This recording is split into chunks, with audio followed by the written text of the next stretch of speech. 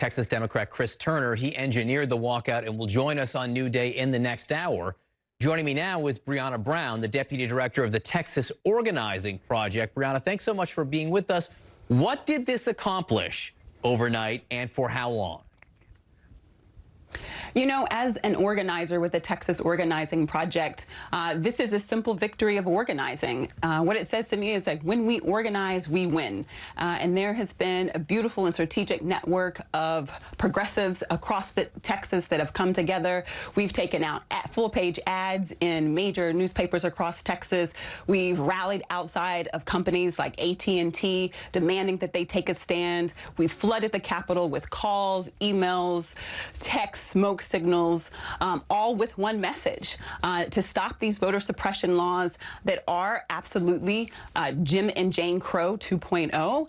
So what the Texas Democrats did yesterday at 10:30 last night, the walkout that they did, gave us more time on the clock. This match is going into overtime. It's going into overtime, but isn't the result of the game, I really don't think it's a game, but you use the metaphor there, isn't the end result known? Well, that's what we thought with the regular session, right? We thought that these were going to sail through the Texas House and the Texas Senate, and that didn't happen. What happened is that we organized, and we're going to continue to organize. You know, and the analogy around a match, I understand that it goes to, there are really distinct sides. One side is about shrinking the electorate. That is what the right wing is doing across this country. And our side is about expanding the electorate and making sure that our democracy is healthiest with maximum participation at the ballot box. Let's put up on the screen, just so people know what we're talking about here, some of the things that were in this bill that is now on hold. SB 7 would ban unsolicited mail-in ballot applications. It would prohibit overnight and Sunday morning voting. It would require ID and signature matching for mail-in ballots, stop drive-through voting. A lot of these measures, by the way, in place in Harris County, which saw a groundswell of new voters in the last election.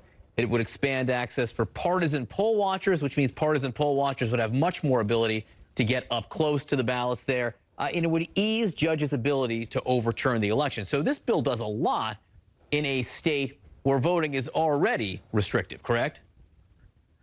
Correct. Absolutely. The innovations that you just mentioned that happened in Harris County, where Houston is, are innovations that expand the electorate.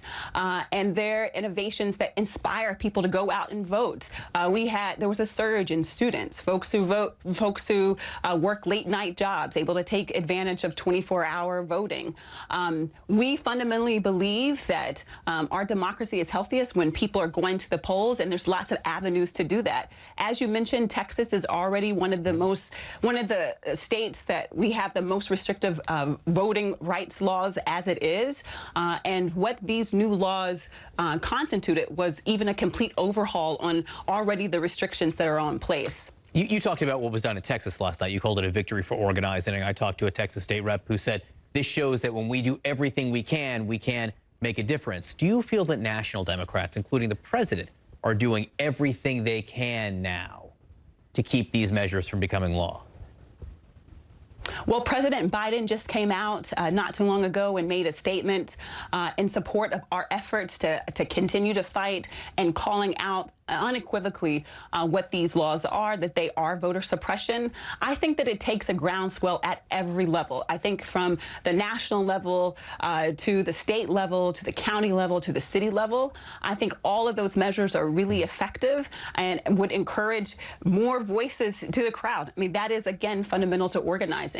As many voices that can be in a chorus in unison help us bend history here in Texas. Brianna Brown, we appreciate you being with us this morning. Thank you very much. Thank you. The reason